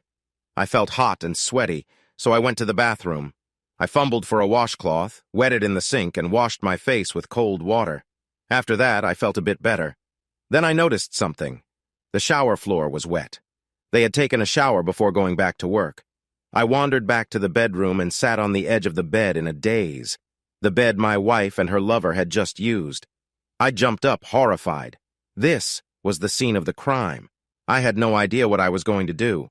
Well, I was going to divorce Rachel, that was for sure. But I didn't know any lawyers or what to do next. And I had to pick up Toby from school. Toby. What was I going to tell her? I made my way out to the car, feeling like I had been drunk for 10 days straight. My head was throbbing and I looked terrible. I was in no condition to drive, but I couldn't keep Toby waiting. Suddenly I realized she was the only thing I could truly rely on. My baby girl was going to be okay. I had to make sure of that. Whatever I did, I had to think about her. When I pulled up in the school line, I saw her waiting by the doors. She walked toward the car, so beautiful it hurt my heart. Toby had her mother's hair and skin, dark and almost Mediterranean-looking. Her eyes were the most beautiful I had ever seen, dark brown with gold and green streaks. The doctor called them hazel, but I had never seen anything like them. She was tall like me, all long, honey-brown legs and beauty. She opened the back door and threw in her backpack. When she got in, she slid over to kiss me and froze. "Dad, what's wrong?" she asked. "Are you sick? Did something happen? Is Mom okay? What's wrong, Dad?" Her voice was rising and she sounded scared. I had to say something. "I'm okay, kitten," I said. "No one is hurt or sick or anything. I need to talk to you, Toby. Let's go to the park so I can hold you and talk, okay? Don't ask any more questions until we get there." "Okay, Dad, but you're kind of scaring me," she said. "I know, kitten, but everything is going to be okay," I told her, hoping it was true. It only took about 5 minutes to get to the park. I had pushed her on those swings 1,000 times. Rachel and I had sat on the benches and watched her play. Happier times. Was that all my life was going to be, just thinking about happier times? We walked to a bench and she held my hand, swinging our arms as we walked, just like she did when she was little. We sat down and I struggled to find the words. "Just tell me, Dad," she said. "I can handle it." "Well, I'm not sure I can," I said. The story came tumbling out. I told her everything I had seen and how I felt. Tears rolled down my cheeks like a river. She held my hand through it all, and when I finished, she snuggled up against me. "It doesn't sound good, Dad," she said. "We need to go home and ask Mom about it. Everything depends on what she tells us. I know it looks bad, but we don't know enough. We need to talk to her." I kissed the top of her head, my heart swelling with pride. My baby was braver than I was. She pulled on my hand until I stood up. "Want to drive?" I asked her. Her eyes lit up. She had just gotten her learner's permit. A shadow crossed her eyes as she thought, but it quickly passed. She drove carefully home, and Rachel's car was in the garage. This was it. She met us at the door with a hug and kiss for each of us. You would have thought that nothing was wrong. Either she was an Oscar-worthy actress, or I had misunderstood the whole situation. "You two want takeout tonight?" she asked. "My treat." "I think we just need to talk to you for a minute, Mom," Toby said. "Okay. Is everything all right, baby?" "I don't know," Toby said. "Let's find out." We went inside and I sat on the sofa beside Toby. Rachel sat in that ugly chair she just had to have. "What's up?" she asked. She looked completely calm. "How did your day go?" I asked. She looked at me curiously. "Just the usual," she said. "One of the drug reps brought lunch from the onion bin. It was pretty busy and I hardly had a minute." "Why are you asking that?" "So you were at the office all day?" Toby asked. "Of course," she said. "Why all these questions? What's going on?" "So you weren't here at the house with Jerry Garner this afternoon?" I asked. Her face went pale. "Of course not," she said. "Are you accusing me of something, Oliver?" "I saw you," I told her. "What?" "You didn't see anything," she stuttered. "What are you trying to do?" "He's lying, Toby." "I was at the office all day. You can ask Angel." "No, I don't think he's lying, Mom," Toby said.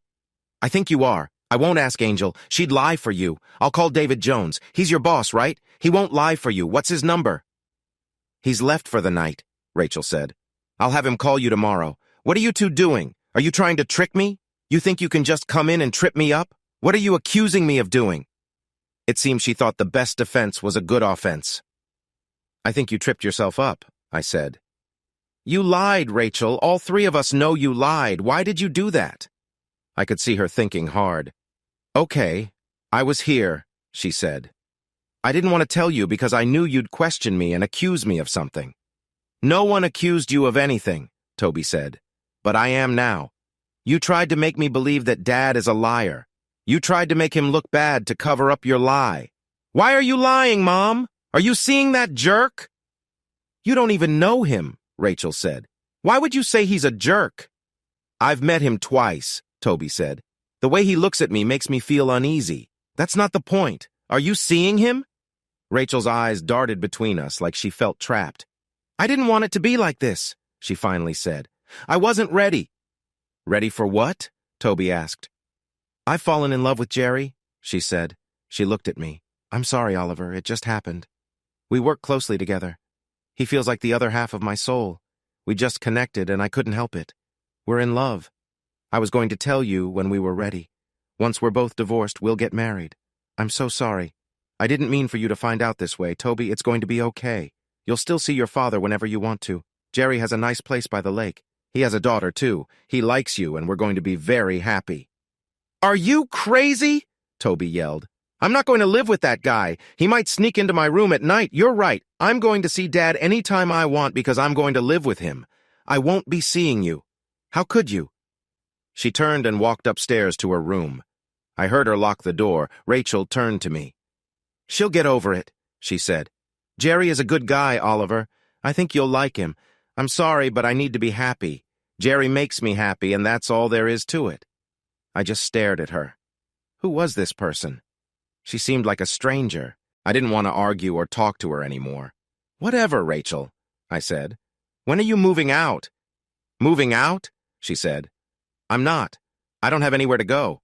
Jerry is married, and we can't do anything until we tell his wife. We have to see how the divorce settlements go before we know what to do." "No, you're moving out," I told her. "I'll give you 3 days." Her jaw dropped.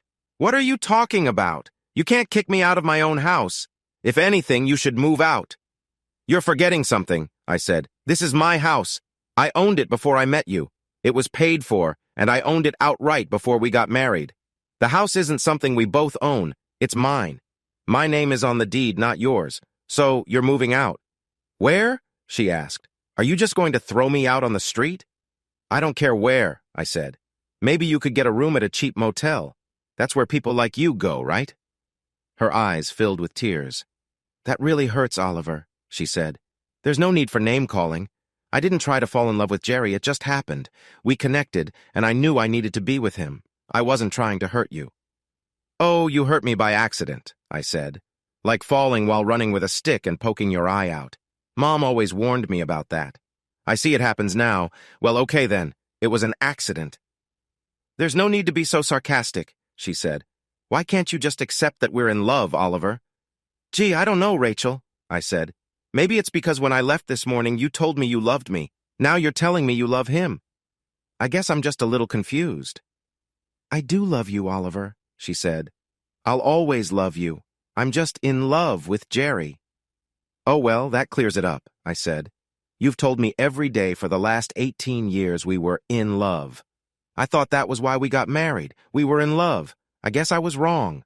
"Oh, no, we were in love." She tried to hold my hand. I pulled away. "You've got 3 days, Rachel. If you're not out by then, I'll have the sheriff remove you and throw your stuff out." "Please, Oliver." She was scared now. "It doesn't have to be this way. We can still be friends. Jerry wants to be your friend, too." "We have to think about Toby. I told you that I love you and I don't want to lose you as a friend. We have been together too long for you to just throw that away." I just stared at her for a minute. I felt all the sadness and loss fade, replaced by a strong anger. "You must be crazy, Rachel," I said. "Friends? With you? With that jerk? I don't think so. Tell that guy that if he sees me, it should be just before he runs away as fast as he can. As for you, you're the enemy now, Rachel. I'm going to make sure you leave. You have 3 days, then I never want to see you again. I'll talk to a lawyer in the morning and you'll have your divorce soon." I turned and went to the bedroom, leaving her there making noises. They were just sounds to me. She followed me around, still talking about friends, while I moved her stuff to the spare bedroom. She had more clothes than I could carry, so I draped them over her and took an armful to the spare bedroom. She followed me. She watched me for a while, but when she went to hang the clothes up, I left and locked the bedroom door. I heard her try the knob, and then she went away. Toby texted me after a few minutes. "You okay, Dad?" "Yes, kitten, you?" I texted back. "No, but I will be," she said. "Okay, love you," I sent. "Text me if you need anything." "Take me to school in the morning?" she said. "I don't want to be in the car with her." KK. I got in bed and laid there for hours, trying to figure out what I needed to do. I must have drifted off around 3, and then my phone alarm woke me up. I got up, took a shower, and called my boss. I told him that I was getting a divorce and needed a few days off. He told me to take as long as I needed and said he was sorry. I made coffee, had a cup or two, and made breakfast for Toby and me. She came down right on time, looking as beautiful to me as ever, and ate her breakfast quickly. Rachel came in and got a cup of coffee after a bit. She tried to talk to us, but we ignored her. It was time to take Toby to school, and Rachel asked her if she was ready. Toby just looked at her, turned to me, and asked, "You ready, Dad?" I jingled the keys, and she grabbed her backpack. "Okay, you can act like children if it makes you feel good," Rachel said. She walked away, got her purse, gave us one more angry look, and left. I took Toby to school, and she kissed me when she got out. I sat there and watched her go in. I was thinking of my friend Dan. He'd just been through a divorce, and I thought I'd call him and see which lawyer he'd used. He didn't recommend his lawyer. He told me I should use his wife's lawyer. He gave me the name, and I looked up the number. When I called, a woman answered the phone and put me on hold after I told her what I wanted. She agreed to see me that afternoon, and I did all the usual steps. We had investments, and there wasn't much I could do about that. I could make sure she didn't run up credit card bills, so I called and lowered the limits on our cards to $500. That would slow things down for me too, but I wasn't going to fund her plans. My appointment with Elizabeth Baxter didn't start well. She had made some guesses, and I had to correct them before we could start. She thought I was leaving Rachel for someone else. "You need to think again," I told her. "She's been seeing a coworker. He's married, and they both plan to divorce and marry each other." "I apologize," she said. "I won't help anyone who is doing what you say she's doing. I couldn't live with myself if I did." "I understand," I said. "We have a daughter. I want to keep this as smooth as possible. Do you think I can get custody of her?" "It's possible," she said. "In theory, either parent can get custody. In reality, fathers rarely get custody, especially of daughters." "How old is she? And does she want to stay with you?" "She said she did, and she's 15, I said. "That will be important in the court's decision," she said. "In this state, children over 14 get to choose, and younger children's wishes are always considered. If she was very young, you wouldn't have much chance. Having the primary residence and the fact that a 15-year-old wants to stay with you will be a big part of the custody decision. This shouldn't be a problem." "Just do your best," I said. I drove home and wondered what I was going to do. It had to be legal. Landing in jail would mean losing Toby, and I wasn't going to risk that. What could I do? You have to be careful when dealing with this stuff to make sure you don't get burned, too. This was going to take some planning. I thought his wife was as clueless as I was, so the first step would be telling her. I needed to make a list. I was going to let her family know. Rachel's mom and dad loved me, and they loved Toby, so letting them know was at the top of the list. But I wasn't sure how to do it. Making sure all our friends knew was also important, and I thought I could start a social media storm to make their lives harder. That was the first thing on my list. She had a Facebook account for our family. I used it sometimes and knew my way around. I searched online and found out that Jerry's wife had one too. I took a screenshot of some pictures and posted on Rachel's page, saying we were getting a divorce and that she had found her soulmate in Jerry. I even put up a picture of him. Then I changed the password and logged out. It felt great. I wondered how long it would take for her friends and family to start calling her and blowing up her Facebook page. I hoped Jerry's wife would see the message too. I felt a bit bad for her since I didn't know her, but I thought she would want to know, just like I did. I called my mom. That call went as badly as I expected. She was shocked at first, but then said she would tell Dad and that they were there for me if I needed anything. I decided to let Rachel tell her parents. We were close, and I didn't want to cause any problems. I didn't know how to tell them anyway. "Your daughter is cheating" didn't seem like the best way to start the conversation. They might even get mad at me. It didn't take long for things to go crazy. Around 2 p.m., my phone showed Rachel's number. I answered, and she was furious. "You jerk!" she yelled. "You just couldn't let it go, could you? I know you locked me out of Facebook. Take that stuff down. Jerry's wife doesn't know yet. All my friends are calling me, asking what happened. My parents know. I'm serious, Oliver. Take it down." "No, you can't tell me what to do," I replied. "What? Are you acting like a child? Take it down, Oliver. I'm warning you." "Why? You should be happy. Now everyone knows about you and your soulmate. Are you ashamed of being a cheater, Rachel?" "I'm not." She stopped, probably realizing how silly she sounded. "Oliver, please take it down. It wasn't supposed to be like this." You lost the right to decide how it was supposed to be when you cheated, I said. You have no right to my respect anymore. I told you. We're not friends now, Rachel. Get used to it. I hung up. My phone buzzed again right away, but I ignored it. It was time to pick up Toby. I told Toby what happened during my talk with Elizabeth Baxter. Though she was happy that she would likely stay with me, she was still upset. "What is wrong with Mom, Dad?" she asked. "I love her, but she's always acted a bit crazy. She's never seemed like an adult, not like you. It's always been like you had two kids, her and me. Did you ever notice?" "Not like that," I said. "But now that you mention it, she's always been impulsive. Still, I never thought she'd do something like this." "Well, we have to deal with it," she said. "Dad, I never want to be alone with that guy, okay? Promise me." "I'll do my best," I assured her. We picked up pizza on the way home.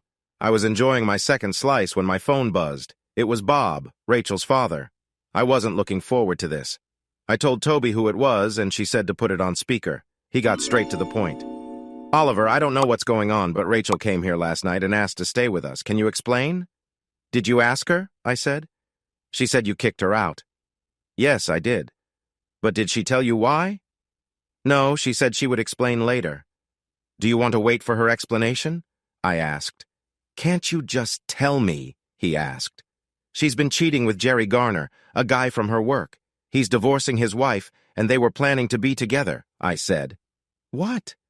That's unbelievable, Oliver. How do you know this?" "I caught them together yesterday," I said, "and she told me." "Are you sure you didn't misunderstand?" he asked. Toby spoke up. "Hi, Grandpa. Dad has you on speaker. There's no misunderstanding. I was there when she told him. I'm sorry, Grandpa. I love you." She started to cry, and he heard it. His voice cracked when he spoke again. "Don't cry, my dear. Be strong, okay? We love you too. I'll try to talk to your mom.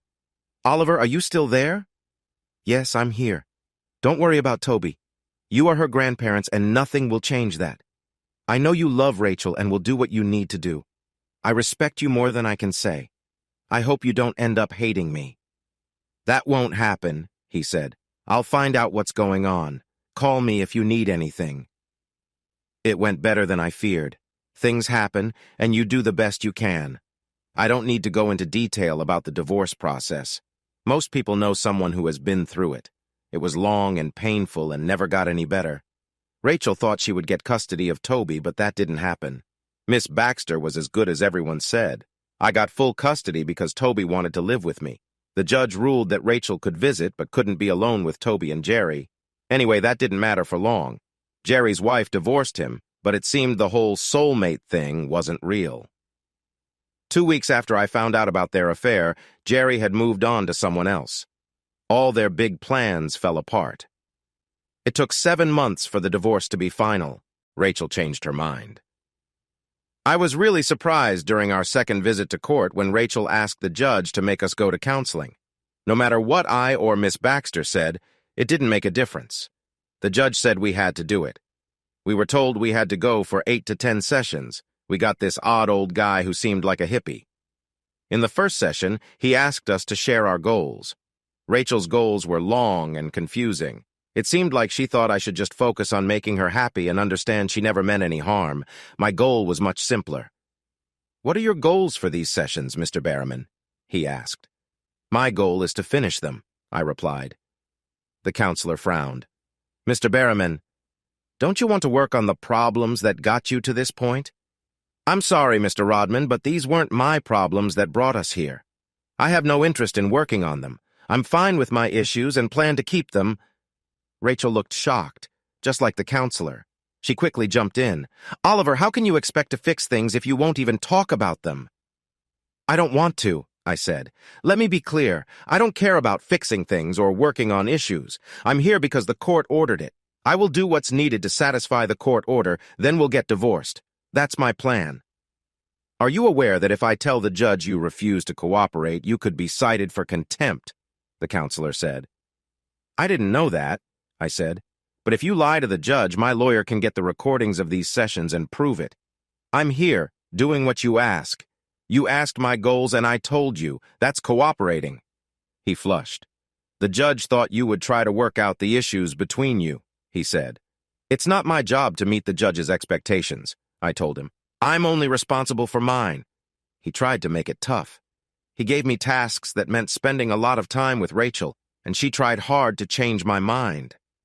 Oliver, what will it take for you to drop the divorce and work things out? She asked. It would take a miracle, I told her. She waited for more, but I didn't say anything. What do you mean by a miracle? She finally asked. If you could turn back time and undo what happened with Jerry, that might work, I said. Otherwise, only God can do that. Have you gained any new powers, Rachel, like charming other men? We kept going, doing boring exercises and saying stupid phrases, but finally the sessions ended. We went back to court and the judge asked if we made any progress. Your Honor, my client will not stay married, Miss Baxter said. We want this divorce to be finalized quickly. My client and his daughter have been through enough. The judge agreed, and 10 days later, the divorce decree arrived in the mail. Toby saw her mom often because she loved her grandparents and spent a lot of time with them. Sometimes Rachel planned things Toby agreed to, but it wasn't the same. Toby hung out with her friends, and one girl, Sabrina, was her favorite. Sabrina was a tiny, cute blonde, sweet like honey. I was glad to have her around, and they sometimes included me in their plans. One thing they loved was water skiing. We had a boat, and when summer started, we spent most Saturdays at a nearby lake. One Monday, they asked if we could go to the lake for the weekend and stay until Sunday. Since I had no plans, I agreed. Toby and Sabrina spent the week planning, and we packed up on Thursday. Friday afternoon, a new red Jeep Cherokee pulled up, and Sabrina jumped out. Another woman got out of the driver's side, and Toby gave her a big hug. Sabrina and Toby brought the woman over to me. Dad, this is Julie. She's Sabrina's mom. Julie extended her hand. Hello, Oliver. The girls have told me a lot about you. Thanks for inviting me this weekend. Honestly, I was a bit jealous they spent so much time with you instead of me. She smiled, and I could see why her daughter was so charming. I looked at Toby, and she gave me a look that told me to behave. My knees felt weak, and I knew I had to agree. It got worse when I looked at Sabrina, who raised an eyebrow at me. We're going to have a lot of fun, I told Julie, finding my voice again. We always do. Julie wasn't fooled. She looked from me to the girls and back. Oh my God, you didn't know, did you, girls? She didn't get to say more. The girls hugged and kissed her. Please, Mom, don't worry. We'll have so much fun, said Sabrina. It's okay, Julie. Dad is great, and he's going to like you too, said Toby. Look how he just went along. Julie got free of the hugs. You two go sit on the porch. I need to talk to Oliver, she said. They hesitated, and she shouted, Now! The kids quickly ran off. I'm so sorry, Oliver. I didn't know. I'm taking Sabs home. She's grounded for a month. This is so embarrassing. She looked small and embarrassed, so I stepped forward and hugged her. She was stiff at first, but then relaxed. Yes, it's embarrassing, I said. They're troublemakers, but harmless. Let me guess, you're not married? She looked up and laughed. She was very cute. No, I'm not. Do you think that's the reason? I'm almost sure, I said. Here's the plan. You're packed. You cleared your weekend. It's going to be beautiful at the lake. I'm a good guy. Toby can vouch for that. Let's go. It will be fun. We might even mess with them a little. What do you think? She stepped back, looked at the girls' hopeful faces, and said, Yeah, let's go. I gave them a thumbs up, and they jumped up, rushing to join us. Toby came out shouting, Yeet! I stopped them and put an arm around each. Girls, that wasn't very nice, I said. Sabs looked up at me and tried to sound tough. I am not nice. That made us all laugh, and I couldn't continue. They were just too innocent. We know what you're trying to do, I told them. Stop it. You can't just go around arranging other people's lives. But I love Jules, and I didn't know how to get you to meet her, Toby protested. You could have just told me, I said. She looked a bit sad. It's okay, kitten, just don't do it again, I said. She brightened immediately. Sabs pulled on my arm. Let's go. This is going to be awesome, Oliver. You'll see. Julie laughed. I think that means it's going to be really cool, Oliver. She's right, though. We're losing daylight. We grabbed 2 bags from her Jeep and got in the car. We had the boat hitched, and after a stop for fuel, we were on our way. It was half an hour to the lake, and Julie sat up front with me. The girls played some awful music through their phones, and we got to know each other. Julie had her own insurance company and also did financial planning. As I glanced at her during our chat, I thought she was very cute. Sabs might look just like her one day. Julie looked younger than me, but it was only a 3-year difference. She was about 5 feet tall, had long blonde hair and a nice tan. She had big brown eyes, high cheekbones, and a perfect heart-shaped face, complete with a widow's peak. She was wearing jeans and a button-up top. She was slender and graceful. I didn't check her out much until we got to the lake. We parked the boat and the RV. They shooed me outside while they changed, and I hooked up the water. When they finished changing, I went in, put on swim trunks and a t-shirt, and we were ready.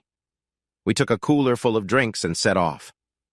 Once we were out of the no-wake zone, I sped up. After a few miles, they were ready to ski.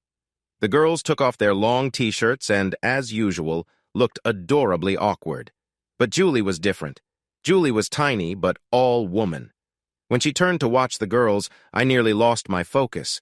Her bikini wasn't very revealing, but it fit her perfectly. She had a fit, toned body, and when she turned, she caught me staring. She smiled and winked. Everything about her looked perfect. "Are you done?" she asked with a smile. I laughed. "For now, you know you're beautiful, Julie. I'm just a man." She sat close so we could talk while keeping an eye on the girls. We spent 3 hours skiing. Julie was very good at it. She also drove the boat when it was my turn, and she did great. I wasn't as good, but I managed. We returned to the park, and the girls put on wraps. Though the RV had a stove, they wanted to cook outside. I lit a fire in the grill, and we prepared dinner. I grilled bratwursts while they cut potatoes and onions and opened cans of beans. We had packed some meals, but cooking outside on our first night felt special. We sat at the picnic table and soon felt like we had known each other forever. Julie became Jules, what the girls called her, and she called me Ollie. The girls kept saying that Jules wasn't married, so I finally asked her why. "I mean, you're gorgeous, funny, smart, and have your own business. Why hasn't someone married you?" She was silent for a moment. "Well, the main reason is Sabrina," she finally said. "I was young and made some mistakes, Ollie. I was a senior in college and thought I had found true love. I found out I was pregnant the week before graduation. We had planned to marry after graduating." "But it didn't work out, right?" I asked. "No, it didn't. 3 days after I told Brad, I found out he had been cheating on me for a month. I broke up with him and never looked back. When Sabs was born, I didn't have time to hang out with friends. Then I got busy with my business. By the time I thought about dating again, I realized I had this amazing gift, my daughter, and I had to think about her first." "I understand," I said. "I feel the same about Toby. She's my number one. She's what kept me sane over the last 1.5 years. She placed her small hand on my arm. "I know," she said. "She tells Sabs and me everything. I'm so sorry, Ollie." "Yeah, life can be tough sometimes." We both sighed. We looked up and saw 2 loving pairs of eyes watching us. They were talking quietly, sitting in camp chairs under the shade. "I love your daughter," I told her. "It feels like she's part of my family because she spends so much time with us." "She loves you too," she said. "She told me you're like the father she never had." When I looked at her, her big brown eyes were teary and a tear rolled down her cheek. I brushed it away with my finger. "She's a wonderful girl," I said. "You must be a great mom to have raised her on your own." She smiled with teary eyes, stood up, kissed my cheek, and went to join the girls. We had a great weekend, and when she was leaving, I walked over and tapped on her window. "Jules, would you like to go out with me next Friday?" I asked. Sabs squealed with joy, and Jules smiled brightly. "What time?" "6," I said. "We'll have dinner and then do something fun. Can Toby stay with Sabs while we're out?" "Sounds great, and of course." She kissed my cheek, and they drove away. Toby was waiting for me at the door. "Well?" she asked. "Did you ask her out?" I hugged her and playfully patted her. "Yes, I did. Now that's all you need to know." She squealed just like Sabs. "I knew it. She's perfect for you, Dad. I love her so much, and Sabs feels like my sister." I shrugged. "What happens, happens, Toby. Don't try to play matchmaker." She hugged me tightly. "I know, Dad, but you wouldn't have done anything if I didn't push. I love being the only girl in your life, though." I laughed. "You'll always have a special place in my heart. You're my baby, and that's never changing." She cuddled with me for a bit, then went off to do her own thing. Our first date went well. I took her to play racquetball. She was new to it, but she'd played tennis, so she picked it up quickly. She was very athletic and fast. She moved better than me because she was small. Afterward, we sat down to rest and drink. She grabbed her phone. "Let's snap the kids," she said. We posed with our rackets and goggles, took a snap and sent it. They replied right away. It was a fun memory. We both showered, and then I took her out for Italian food. It was delicious, and we ate a lot. We were finishing our wine, Jules sitting next to me, talking quietly. It felt right to put my arm around her, so I did. She scooted closer and smiled up at me. She was adorable, and I knew she always would be. When we got to her house, she looked up at me, expecting a kiss. I wanted to kiss her, so I did. It was a long and sweet kiss. She tasted like wine and cherry chapstick. As we pulled apart, I saw the curtains move. "I think we have an audience," I said. She giggled. "I'm not surprised. They're trying to set us up, you know." "Do you mind?" I asked. She blushed. "No, I like everything I know about you, Ollie." "Me too," I said. "We better go in before they tear down the curtains." We went out every Friday for 4 months. We grew closer, and I wanted to take things further. We spent a lot of time talking on the phone, sending funny messages, and sharing our lives. We started having dinner together with the girls every Tuesday. We would hang out and play games. I loved Sabs almost as much as her mom. They were very alike, making their differences enjoyable. Life was great, except for Rachel. She was still part of Toby's life, so she was in mine too. I didn't want anything to do with her, and seeing her annoyed me. She always tried to talk to me when she picked up or dropped off Toby. She was still living with her parents. She had lost her job at the clinic, same as Jerry. Now, she worked at another private clinic across town. Whenever she annoyed me too much, I'd ask if she'd heard from him. That would make her stop. "How long until you forgive me?" she asked me one day.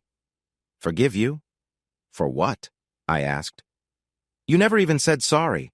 Not once have I heard you say, 'I'm sorry, Oliver, I was wrong.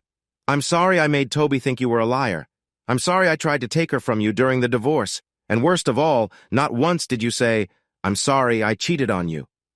Even now, she didn't take any responsibility. I didn't know what forgiving her would mean. I had made peace with it. I didn't forget what happened, but I wasn't going to waste time being bitter. People have the right to do dumb things. They can divorce you, leave you, or end friendships, and you just have to accept it and move on. People do bad things every day. At first, I wanted to punish her and the guy she cheated with, but I quickly let that go. Their punishment was being who they were. They had to live with themselves.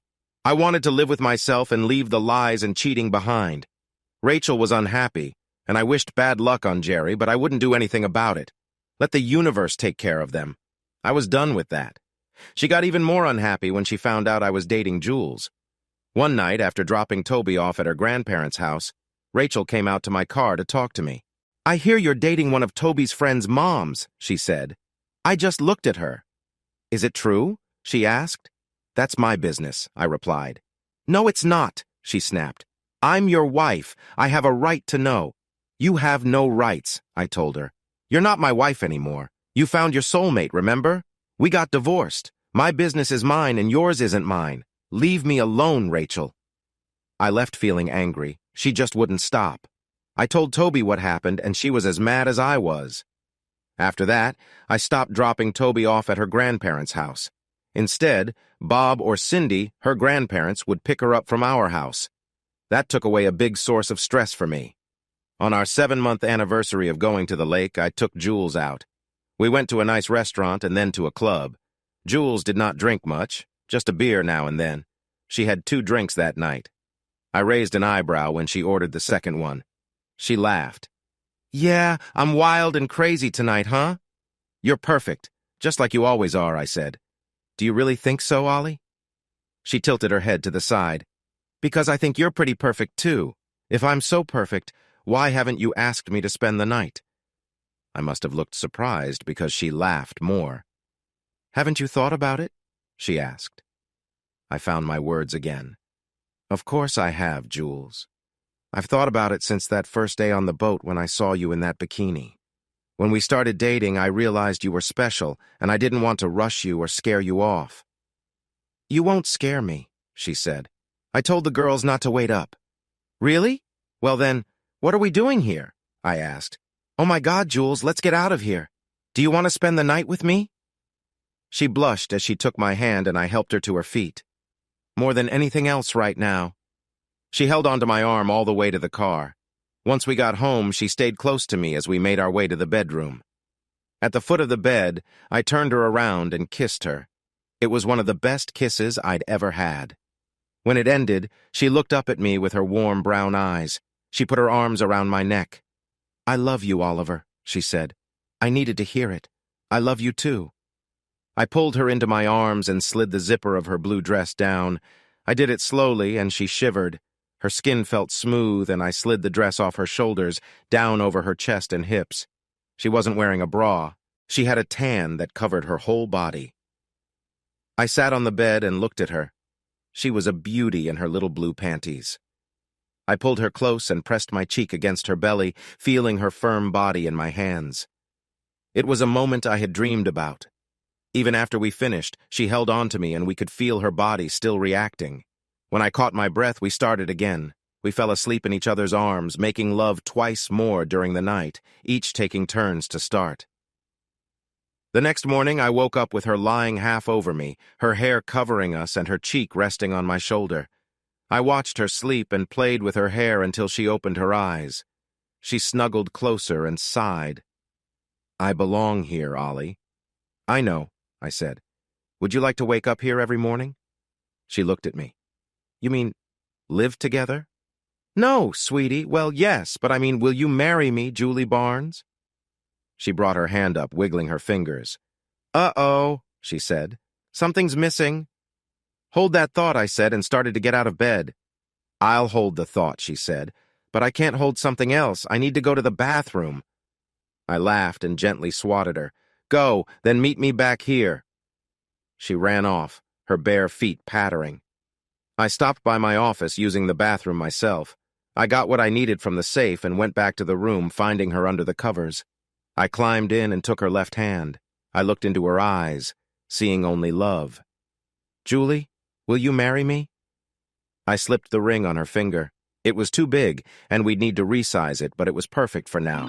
She held it up and looked at it. It's beautiful. It looks old. Where did you get it? Remember when I told you I went to an auction? I said. About a month ago? Yes. They were selling stuff from an old estate, right? Yep. What I didn't tell you was I saw this ring in the catalog. I went there to get it and ask you to marry me. It was made in England around 1810 for a duchess. It has a lot of history. Do you like it? I love it, she said. It's the most beautiful ring I've ever seen. Are you going to answer my question? I asked. Oh, yes, Oliver. Yes, I'll marry you. Oh, my God, yes. I laughed and hugged my fiancé. We need to share this with the girls, she said. Hey, audience! If you liked this video and want to keep up with more thrilling stories, make sure to subscribe to Prince Cheating Tales and hit the notification bell. You don't want to miss out on our upcoming adventures? Thanks for watching, and we'll see you in the next wonderful story.